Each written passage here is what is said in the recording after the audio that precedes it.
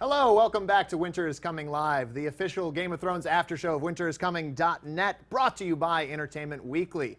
We are here week after week at the stream.tv talking Game of Thrones with you. In specific, we are talking episode 2 of season 5 right now, The House of Black and White. Boom. My name is Adam Rady, and I will be your host. Joining me to my left is Allison Hayslip, and to my right is Xavier Brinkman.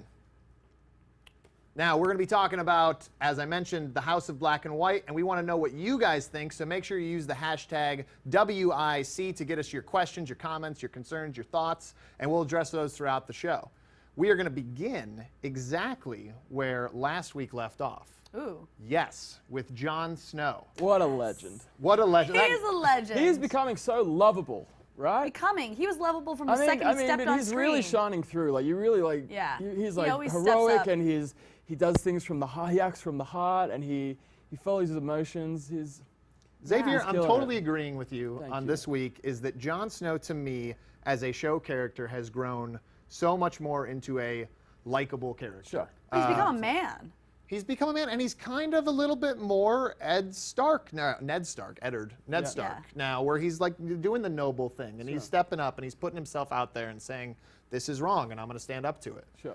So Right. he's got that honor. Sure, and it's endearing qualities, and it makes you get behind him, and even seeing like the rest of the like, you know, his team Night's getting Watch. the Night's Watch getting behind him and electing him, and you know, it's good. It's solidifying everything about Well, him. I think it's amazing that Stannis offers him the thing. He says, he's like, the first thing I remember ever wanting is to become a Stark, to no longer be Snow, but to become a Stark. Well, let's talk about that. Let's Yeah. talk about the fact that Stannis sits down, he's sitting, Jon Snow's standing, and he basically says, you're going to give me the North, because I'm going to give you what you have always wanted, as you pointed out, Allison, the name Stark. Right. And what did you guys think about both Stannis' offer and Jon's refusal Well, of that I mean, offer? that's his new, like.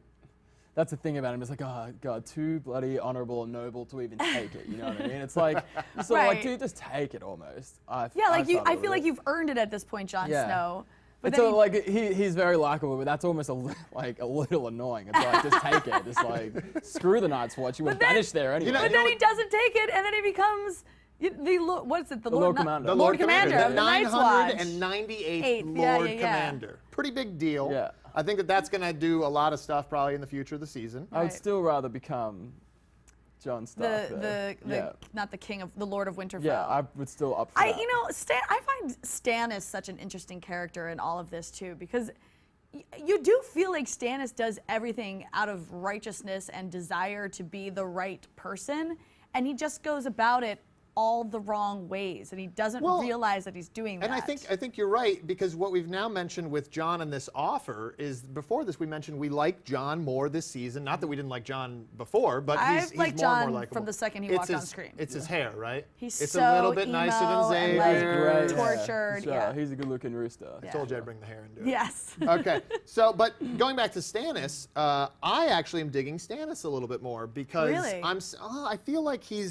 I feel like we're seeing a little bit more justification to what he's doing. Obviously, he's burning people still, so that we didn't get over that phase. That phase Right. is still happening. But I feel like this sort of, to me, he's like, in episode 1, he's like, hey, let's use the wildlings. In episode 2, he's like, all right, well, that avenue's closed to me. Let's use Jon Snow. I just feel like he's being pretty cunning and clever.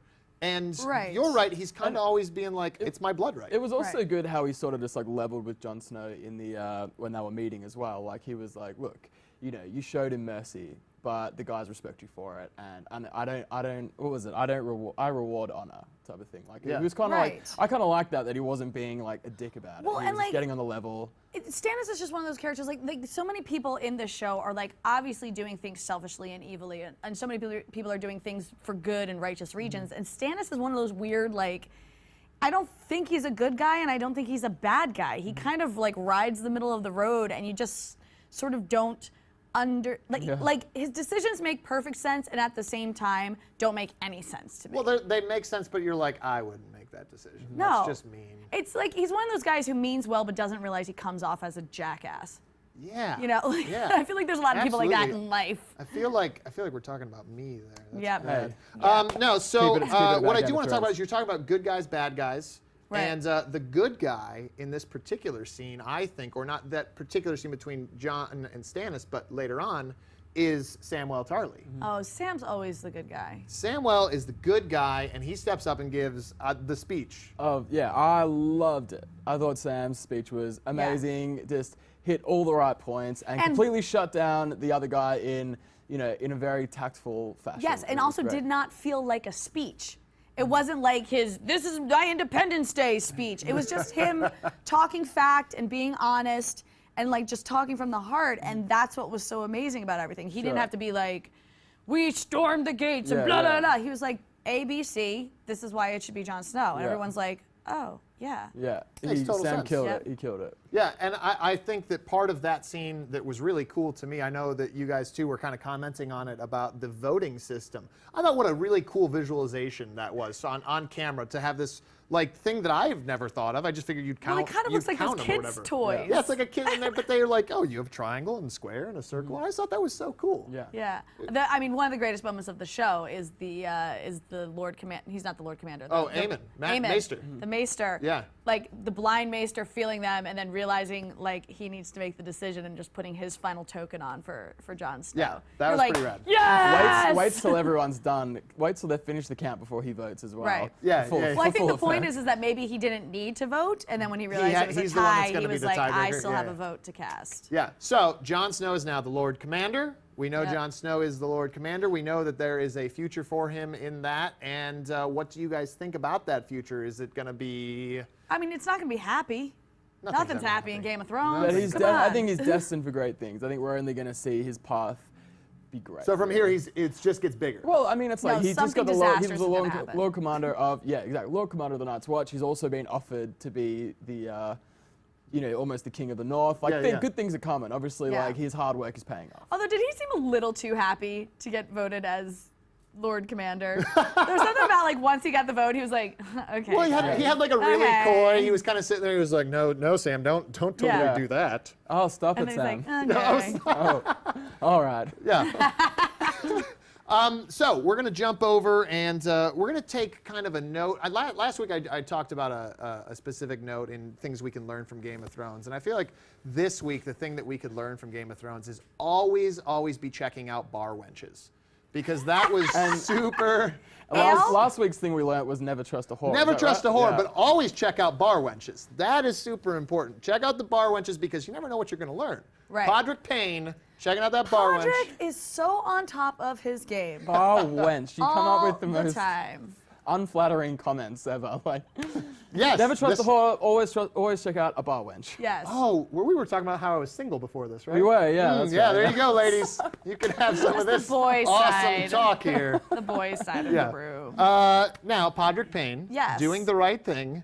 Brienne, not doing the right thing. I mean, no, the problem, Brienne just doesn't have a lot of tact is the problem. Like, she thinks... she came on way too strong. Yeah, sort of she thing. overcompensates. She overcompensates for not actually being a knight because she's, a woman living in a man's world kind of thing. And she steps up and just, like, you're right, lays it on too strong. She was and- way too thick, and even Littlefinger was like, "Yo, relax on the formalities." Right. Sort of thing. Yeah, Because so- it's like, "Geez, all right, dude, I get it. Like, you're really serious about your job. Just chill, rise." Yeah, and the thing I was kind of asking you guys before the show started was, do you think that this was Sansa who said, no, I basically don't want your help, because Littlefinger kind of nudged her towards it. He Yeah. was like, hey, you failed with Renly, you failed with Catelyn Stark, why would we want you? So do you think that this is more of a failure on Sansa's part of turning Brienne down, or is this more of a failure on Brienne's part with her lack of tactfulness? Yeah, I mean, I sort of can't blame Sansa for turning her down. Yeah. It's not like Sansa knows her. And also Littlefinger, he put up a good debate. It was unfair. Obviously, Yes. though, what happened with Brienne wasn't her fault, but Littlefinger was very tactful in the way that he said it. Oh, right? but her defense is, he was stabbed by a shadow with Yeah. the face of Stannis. But Baratheon. Littlefinger knew that was what she'd say, and so he made her say it out loud to sound Right. ridiculous in front of the whole bar. Yeah. Right. But then Brienne even, like, goes a little off the charts and, like, runs out of the bar and, sets all the horses free and is like, yeah, and, like runs off with Podrick. I'm and, kind of thinking she stabbed one of those horses too. The white one, as she went out, I was like, was that just was like- subtle? Was that a subtle So stab at a horse? when I watched it as well, I was like, okay, so was she assuming that they were going to kill her straight away? If, like, as soon as you left the bar, they were going to kill her, and that's why she went and just like let all the horses free to get a head start? Or Yeah, I mean, maybe it had to have been some sort of reaction like that. Yeah, I mean, I'm sure that she knew that they needed to get out of there because Right. Littlefinger wasn't going to be happy with the situation. So, of course, she spooked the horses, but it wasn't even that effective, apparently, because they're still chased by like 5-6 guys. And then dear sweet Podrick And then dear just pulled Podrick. off the wrong way. Well, I mean, there was a brilliant riding tactic, right? No, sorry, I couldn't even say words there. Splitting the... That was not on purpose. I was basically trying to pretend that it was good on Podrick for doing Right. that, but I just totally screwed up words that I was Right. speaking. So Xavier, you take it away instead. let's move. Yeah, that's fine. I mean, like, Well, you do then get the great moment of Brienne making the decision to come back and save Podrick. Like, Yeah. she could have obviously just run off on her own and been safe, and she didn't want Podrick around anyway. Yeah. But then she does the right thing and goes back and saves Podrick. yeah. But do you think if she hadn't have ran out of there and like whacked all the horse and everything, they would have come after her and killed her?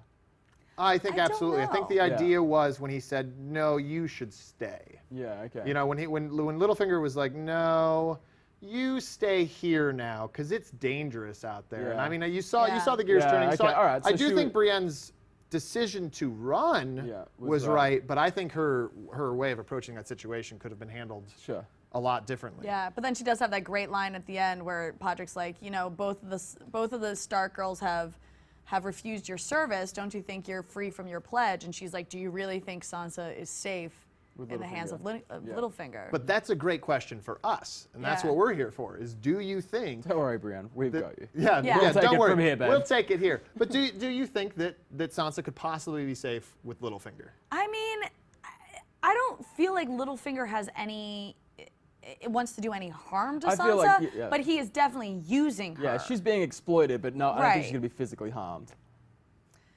But I mean, We'll find out. yeah. No, I think it's an interesting case because I do agree with you Yeah. that I don't think that Littlefinger would not go out of his way to hurt her, but I don't know that he would go out of his way to necessarily keep her out of harm To if it save benefited her. him. Yeah, you're right. If But it see, benefited him. Here's the thing: I like Sansa so much more when she's with Littlefinger.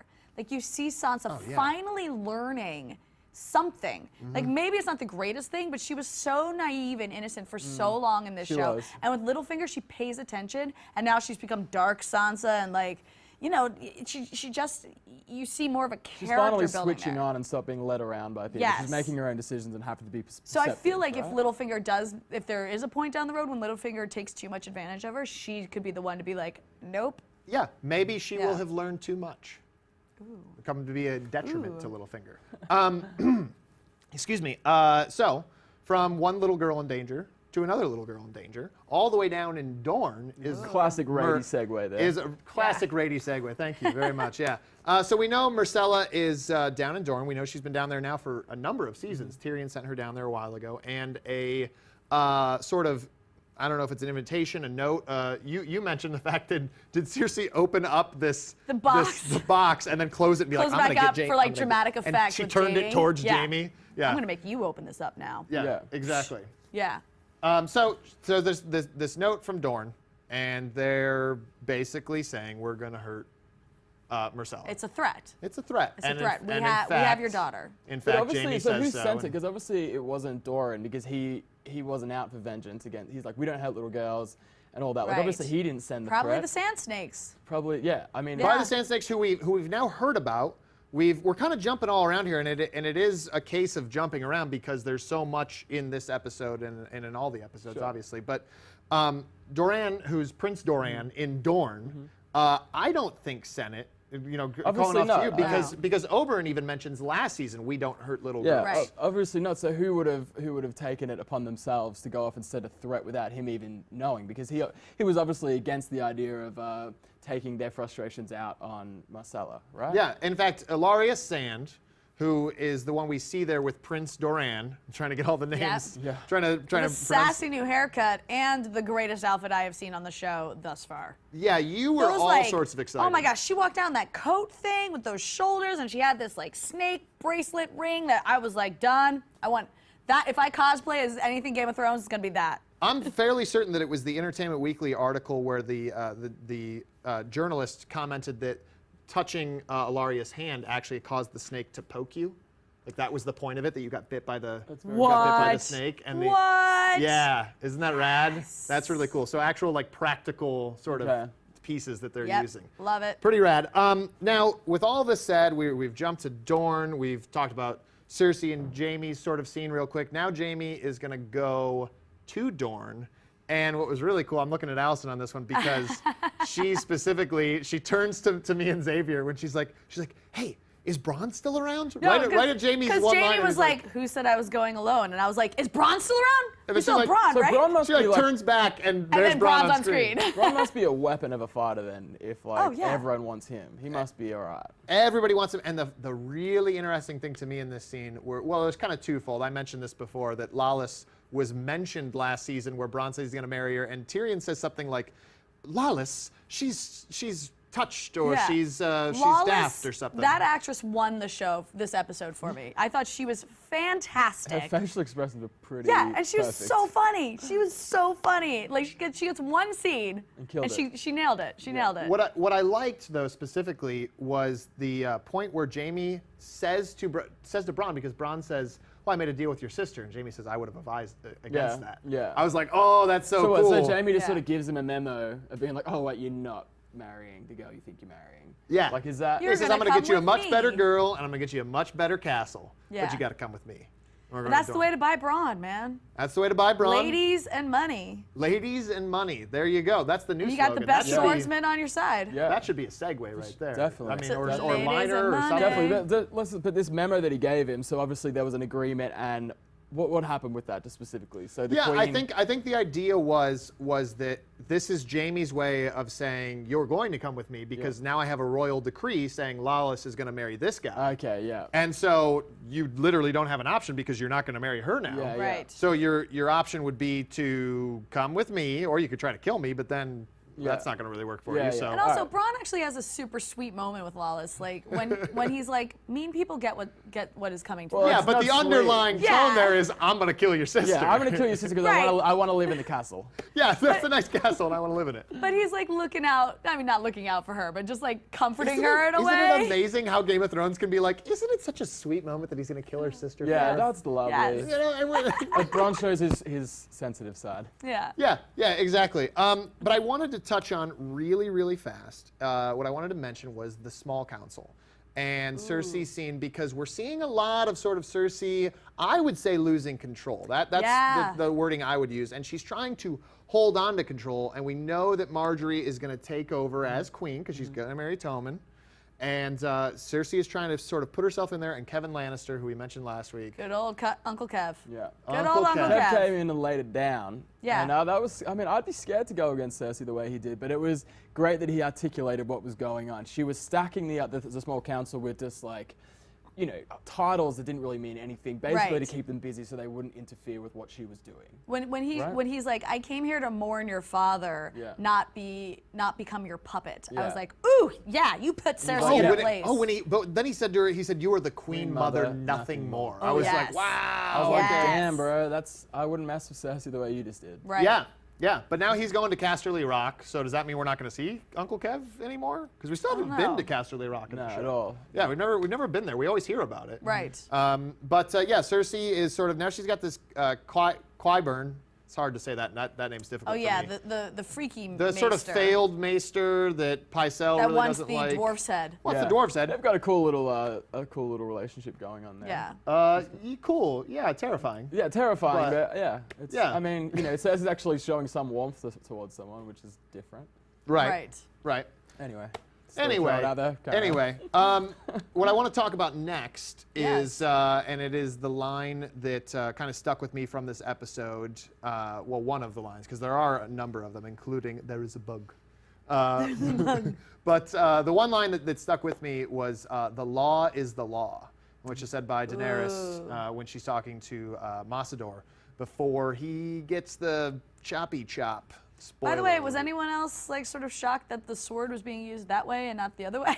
Like, That was one of the things I noticed. I was Like like, it- oh, I thought the hook was like Yeah, to the really cutty get part, not the C. really wow, get around it. that was really descriptive, but I I think would- you yeah. guys all know what I mean. yeah, I was baffled by that also. Yeah. Wait, her explanation of it or the actual? A little of both. Which Yeah. one were I you would have thought it'd be baffled by? used as like a Sorry, fish hook, guys. but I'm cool with it either way. Yeah. Now, the first thing to sort of go over in this, because there's again a a lot to talk about. I could say that 18 times. I've probably already said it a number of times. But we open up in Marine with sort of Daario showing Grey Worm that like, hey man, Unsullied are cool, but there's kind of a way you probably should be using the Second Sons, right? My guys. And here you go. Let me stab through a wall and get some guy's thigh. Yeah. Yes. When he first stabbed him too, I was like, oh my gosh, did he get him between? Like, I was like, oh. No, thankfully his side was turned. Yeah, exactly. He was like, oh, I'm glad I was standing in this wall sideways. Yeah. He's like, oh. Cut to 8 hours later, doesn't matter. He's dead anyway. Yeah, it doesn't matter. He's dead. Well, and that's kind of a great look there because Barristan has this talk with Daenerys where he talks about the Mad King, who was her father, who she never met. And she's always heard rumors from her enemies talking about the Mad King. So she sort of takes offense to that. But Barristan's like, look, it's true. He was cray-cray. He was crazy. And part of the thing that made him crazy, you know, in my opinion, was his sense of justice, where he felt powerful every time he dealt out the justice he felt was deserved. And that kind of takes her back, and she sort of thinks like, okay, well, let's do a trial. And did you guys, when that was said by Barristan, was there any sort of inclination or notion in your mind that the trial was or was not going to take place? No, I actually thought that we were going to have a trial. I thought that we were going to see Daenerys doing the just and right thing and show her how she deviates from her father. Right. And to me, I was interested because like, okay, well, is this trial gonna bring in are the Harpies gonna attack the trial or whatever? And then of course, we don't get a trial because poor Massador, we knew you not. He goes in there, he decides to take matters into his own hands, kill the Harpy, and then the law is the law, and he has to face Daenerys. And I was actually shocked that he got beheaded. That's the thing. So Daenerys is trying to enforce this strict law. You know, she's like, look, like I don't agree with this, but but this needs to happen because it's a law. But now she's obviously experiencing that, like, she also doesn't want to piss these people off because she's going by the book, but they don't like it, and they started hissing at her. Yes. And she's experiencing this. So cool. Yeah, that was scary. But like, she's so cool. experiencing this rebellion because I mean, it's easy to be a ruler and just keep everyone happy. Yeah. But, you know, but she's experiencing this other trying side to of do things. the just and I think right what's thing. kind of happened, and Massador kind of says it. He kind of says, you know, your hands are tied, so you couldn't really do this. So I took it into my own hands. He was kind of right too. Well, he was Yeah. because, and you've brought up a great point, Xavier, in that, you know, she made the law, and the law is the law, and that was kind of her point with that line is like, look, I don't get to say because I already said that this is what the law is. I thought it was a little shocking that she was going to give the Sons of the Harpy guy a trial and then did not give, what's his name? Interesting, yeah, Massador. Didn't give that's Massador a good trial, point. but I guess the point is that he was caught red-handed. Yeah. There was no need, like, Yeah. he was guilty. Sure. Yeah. So, and the punishment for that is death. But I But sort of thought that interesting, they were going to turn that into more of a trial. And then when they didn't, I was like, ooh. And she boy. makes it a big public thing because she's going to show the people that she is just. I have a question. Because And then the law people goes revolt. both ways. I have a question. Why were the audience members why were they fighting within each other? Obviously, they didn't like what she'd done, but you see how they Well, were it was punching. the slaves against the masters again. like- it was, there was just no rest. Because in I mean, this town. like before that, they'd been reunited, everyone was happy, and then all of a sudden that happened, and they just started fighting. Well, Yeah. no, I don't know that everybody was happy because on her council she has his Darzo Loquar, or however you say that, and you know, he's one of the heads of the former masters, one of the major families, and then there are the slaves. So when she specifically says to Massador, there are no more slaves, there are no more masters. This is just Yeah. how it's going to be, but Yeah. the people don't see it that way. Yeah. In fact, he even says earlier where he's like, you have these notions of freedom, and we just don't. That's just Right. never a thing that was ever. But Yeah. best moment of Daenerys' story, return of Drogon. Best moment. Oh my Drogon. gosh, I got chills. Yeah? When she turned around and saw that dragon, I was like, yes, because it was like this moment where the dragon returned to her in her greatest moment of need, when she was being threatened, when she was in danger, and it was like that dragon showed up and was like, I still got you. Interesting. I still got you. I want to throw this to Xavier Yeah. because I'm curious about this because now your favorite moment of at least Daenerys' part. Right. Did you think at all that Drogon was not going to be friendly with her? Because I had that thought very briefly where I was like, is this an angry Drogon? Yeah. Is this a I happy? didn't get the feeling that he was completely devoted to her. I mean, she almost touched him and he bailed. I Right. didn't get the feeling that he was I didn't think it was like a I love you mom thing, but I thought it was a, one of these like I'm here. Okay. Does that make Well, sense? yeah, no, it's like I kinda- sensed something was wrong, kinda- so kinda- I'm here. It's kind of like a puppy dog that can read your emotions. Right. And I know something's wrong, and then you've kind of pointed out that then he flies over the city. So I'm Yeah. here, and I'm going to watch out. Okay. and I'm here. I didn't. Yeah. I But didn't he's quite not get like it. You didn't read I into was it. He's not kinda like you're forgiven. I felt like 'cause- it was yeah. like he was there for a second, but he still didn't. He still wasn't in control. She wasn't in control Right. of him. But I think the But whole then you reason make a he good was there point. in the first Yeah. place is because he sensed that something was wrong. Yeah. Yeah. All right. That's Yeah. cool. So that's fair. I like that. Yeah. That's fair. So we've talked about some of our best lines, best moments throughout the episode. There's one more topic I want to discuss with you guys, and and I know that somebody over here is going to be very excited to talk about it, and that is, of course, Arya. Arya! And that another really cool one-liner, which is yeah, what she's was my it? favorite. Nothing's worth anything to dead men. Yes. That was cool. She That was just- rad. You just can't mess with her anymore. No. She's like, she's I been just through beheaded it. a pigeon. Yeah. This She's pigeon like, she is pretty mine. much just turned around and said, "Bro, do not mess with me." That was alright? that was the kill of the episode, right? I mean, Brienne's Yeah. stabbing guys through the neck, but Yeah. but The pigeon. just Yeah, right the other through guy got pigeon. beheaded. She's with the in- curvy she's part of the in sword. no mood at all to deal with I am anything. in no, No. I'm in no mood. I'm in no mood, good sir. But also, the thing I love about Arya is that she's such this amazing, lovable character, but she's also insane. Yeah. You know, she stays up all night in the rain going through her list of people she's going to murder. That is not a mentally healthy person. Well, like a It's kind of- 12-year-old. Yeah, I was gonna Yes. say it's kind of difficult to remember, because the actresses and actors are aging in the show. But the character's like 12. Yes. It's only been like what She's not a year healthy. or so, or Yeah. maybe I don't actually know how much time's actually passed there, Right. but Yeah. it doesn't seem like that Yeah. long. no, she's not going to grow up to be normal. Yeah, and But she is going to grow up to be badass. Yeah. Yes, and she's saying her her prayer, because that's Right. not a normal children's prayer. Right. Where Cersei. she's Cersei, Walder Frey, The mountain. Yeah. Then the and Trent. Maren Trant. Yeah. Maren Trant, Maren yeah. Trant. So she's got her prayer, says it throughout She the sits night, on the through step the rain. all night, and then In just the gets up and goes, rain. "That's enough." Flips Yeah, the coin. chucks it. Later, is gonna go kill a pigeon. Yeah. Go Yeah. kill a pigeon. Yeah, all right. Good day. Yeah. Good day Good for day to me. you.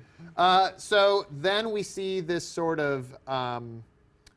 I don't know if that term's been used yet in the show, so I don't want to say it. But we see the gentleman in the Yes. white robes from Sort the of House of monk Black and White kind of Yep. guy. We see Yeah. the guy from the monk. Exactly. Thank you. And she follows him back to the House of Black and White, which is just a cool design. Yes. Just a really cool, because I like that it was just like, here's this very huge, simple building that sits in the water, and then there's this door that's just one side. I'm sure it's two sides of the coin. We have the Absolutely. coin. There was a really cool shot of that monk guy when he's behind Arya and she doesn't know it, and she turns around to look at him, and he's in half shadow and half Yeah. light. I was like, oh, we're doing so much cool stuff here. Really rad.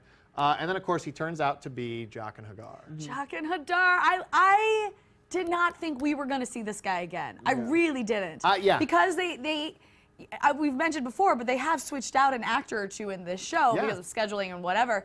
But he's a character that never needed to have the same face. They could very easily Right. have brought that guy back as a totally different actor. So when the same actor showed up, I was like, yes! Like I fist pumped. I was so Well, could you excited. imagine being him where you're sitting around waiting for that call? And Yeah. then like 4 years later, like, hey, you want to come be Jaqen? He's like, yeah. He's like, I'm still handsome, sure. Yeah. Still dashing. Yeah. I know. Sure. Exactly. It's like, and they're reunited again, and it feels so good. It felt good. It was And good. I'm very excited to see what's going to happen. Like, is he going to train her to be even more of a badass? Like, now that she's in the House of Black and White, what was his last line? Like, she has to learn to be nobody. She says, well, what is your name? And Basically, he says, a I'm man gonna is no one. Basically, he says, I'm going to train you to be a ninja, is what we're saying. Yes. Yeah. A ninja. I don't know if they use the word ninja, but yes. That's what he meant. and we're Well, gonna- now we're I sticking with it. mentioned at the top of the show that there were some possibilities of getting some fan questions in here, and luckily we have heard from you, and we have some fan questions in here, and specifically one about Arya. Yes. And this one, in fact, is about Arya and Sansa. And that question is why? This is from this is from Twitter, from K Lloyd. Asking, why do neither Arya or Sansa want protection? well, They just don't know who to trust anymore. yeah, I think that's really it, is that they don't know Brienne of Tarth. I'm assuming that's what this question is referring to, but they don't know Brienne, and everyone in their family gets killed around them. Why trust this random woman who, as Littlefinger pointed out, her biggest association is when the guy she swore to protect got killed by a shadow. With the face of Stannis. Yes, Baratheon. like we know and love Brienne, but they don't. Sure, and Arya was just like, she'd just gotten obviously just gotten rid of the Hound. She Yeah. just wants some alone time to get to Bravos, just right? wants some alone She time. just wants to be She's alone like, without I don't need to hook up with 6'4" anyone. You know what I think is so interesting about this question, this idea behind Sansa and behind Arya, is that they've both learned the same lesson 2 different ways. To You not know, trust anyone? To not trust anyone. The Arya was running around with the Hound, and that was really the Hound's lesson to her, was like, look, you have to take care of you. Right. And there's nobody else in this world that's going to take care of you because it's all up to you. And he was the one that showed her, this is where you want to, this is where the heart is. That's where you stab a man. And you then know? she does it. And then she does it. And then Sansa's learned exactly the same lesson from Littlefinger, where Littlefinger's like, look, you have to play the game and look out for you. Yeah. And you don't worry about what anybody else is doing. And so I think it's really kind of a cool notion that they've both learned this lesson and now are very hesitant to trust Yeah. anyone. And Brienne happens to be the one who found them both. And neither of them trusted her. Right. So Yeah. it's kind of sad, really, because they could have been reunited. That's the thing. I mean, like with Arya, like she killed Brienne killed the Hound, and then's like, yeah, cool. So you're gonna come with me now? Or I and just Arya's killed like- one of the most like deadliest fighters in all of the land. Like of course, Brienne's got to work on her tact. Maybe she can. That's something That's she can do. really a big part of it, I think. Yeah, yeah, exactly. It's almost like Brienne so does not play the game that she comes off too, Yeah, too transparent. She's all Yeah. emotion. Yeah. Yeah, She Yeah. needs to sort exactly. that out. So thank you, Kay Lloyd, for your Twitter question. We really, really appreciate that. We actually have one more Twitter question we want to get to, and that one is from GBNF for Life. Does Daenerys realize that now everyone in the city has a reason to want her dead? Yeah, that actually makes a lot more sense than the way I read it. Basically wondering, is this a good thing? Right. Did she realize how bad this was going to go? I don't think so. I don't think she realized that, but I also feel like she's the type of woman to figure it out. She can figure it out. Yeah, I don't think she's gonna quit. So kind of last week when Jon Snow shot the arrow through Mance, we sort of asked, is this going to be a problem for Jon? And we kind of hypothesized about that. Do you think that this is going to be an ongoing problem for Dany? Xavier? Yeah, man, I feel the same way. I mean, obviously she was trying to be so strict down the line as a ruler, like, well, I know that this is going to piss you guys off, but the law is the law, you know? But now she's seeing that this isn't making people happy. I feel like she's got to work out the line between keeping everyone happy so they love her, but also enforcing a strict type of law. Yeah. You know? It's tricky. It's difficult. I'm interested to see what happens with Dany's story, with so many people's story. Thank you so much for your Twitter question. Remember, guys, you can always talk to us throughout the week, during the show, whenever it is, with the hashtag WIC, and we're happy to hopefully read your questions live on the air for you. But what I want to do is sort of wrap this up with a few quick sort of segments for us to talk about, quick questions for us to discuss. And the first one that I have here that I want to talk about is, who are your heroes of the week? Who is your hero of this episode? And Allison, I'm going to go to you first, only because I know that specifically you have your hero picked out. Well, I do. I mean, I kind of want to do a little shout out back to the actress who played Lawless. She's just kind of my hero in life. But if we're talking about the actual characters, Sam's got to be my hero. I mean, he just always does the right thing. He steps up for Jon Snow. Like I said, he gave that amazing speech that wasn't a speech. It was like his Independence Day, Yeah. you know, without being Independence Day moment. And yeah, he's always my hero. Yeah. He's just such a good dude. Yeah, I have to be boring and agree with that. I think Sam killed it this week. And I love that he can't fight, but his weapon is almost his intelligence. I guess that Yes. his knowledge is really cool. Like in this whole Stay in like, school, kids. yeah, this whole world of like who's stronger. I feel like Sam really shows his flexes his muscles by being intelligent. Really, I think that's cool. Yeah, I unfortunately am going to go exactly with you guys. Sam was the hero. I'd actually love to kind of do a kind of a quick shout out to Prince Doran, because I actually found him very interesting. We only get a very brief moment of him, but he feels a little bit Oberyn-like. Yeah. And obviously we all loved Oberyn. I don't think there's a person on the planet that didn't like Oberyn. No. And I do kind of like that he's like, hey, look, he's my brother, and we don't hurt little girls. And I thought it was strong for him to stand up.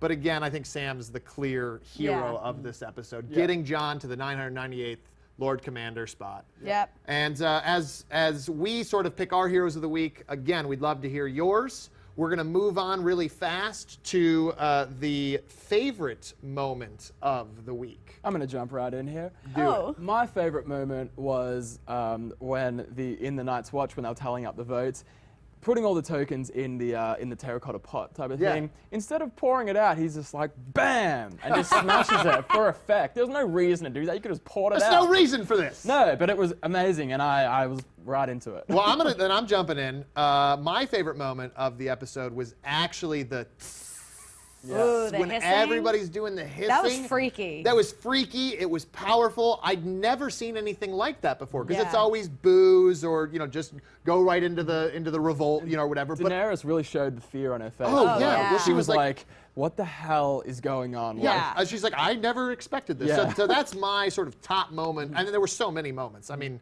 this is a hard one to choose. But for me, just that feeling there, I was like, this is cool. I've never seen anything like it. So it was really rad. Allison, your favorite moment of the week? Absolutely when, how do you say his name again? Jaqen Hagar. Jaqen Hagar. When the monk guy was like standing and looking at Arya and they started doing that pan, I was like, oh, his face is gonna shift. His face is gonna shift. And when the same actor came on, I was like, yes. Like I said, I fist pumped. She I was did. so She's excited. not lying. She fist pumped. Oh, It is I true. love it. We I saw love the it. fist. We saw Yes. the fist pump. Again, as always, give us your favorite or top moments, and we will hopefully read them on the air for you maybe next week, or we'd love to talk to you on Twitter and get you replies back on that one. Moving on to our last sort of really quick segment here, we want to talk about what storyline from this week are you excited to see going forward? Which is the storyline that spoke to you that you're like, that one right there? Arya, always Arya. I just always want to know what's going on with Arya, especially now that why can't I say his name? Jaqen Hagar. Jaqen Hagar. And I can't wait. now that I she's in cannot ninja wait. training, I hear you. I'm right there with you. Okay. My one is probably going to be Jon Snow, just like how he takes his new leadership role and what he turns it into, and how the others are sort of going to respond to his new level of authority. Yeah, I think that those are great choices. I'm going to one-up you guys, and I'm going to go with Jaime's story. I'm really excited to see Jaime and Bronn team up. That's We've a good seen Tyrion and Bronn team up before, but we haven't gotten to see Jaime. We know Jaime's been training with Bronn, or had been training with Bronn last season with his left hand. I think this is going to be exciting. We're going to go down to Dorne, a place we've never seen. We know there's crazy people with little serpent things on their wrist, and they send snakes, and they got there's just all. I'm excited. Possibilities for that. are endless. Yeah, possibilities are endless. Very, very excited. So we want to thank everybody for sticking with us today, for seeing us through the show. We've had such a great time, and I want to thank, of course, Xavier and Allison for being with me. I want to thank all of you for watching and sending in your awesome questions. Make sure, use that hashtag WIC. We want to hear everything that you guys have to say. Good, bad, ugly, happy, sad. What are your thoughts on the episode? A big thank you to Entertainment Weekly, to the Stream.tv. Of course, Fansided's winteriscoming.net, where you can always go to get your latest fix on Game of Thrones. And we will, of course, see you guys next week, and we can't wait. Thanks so much, guys. Yee-hoo. Bye. Jaqen Hagar.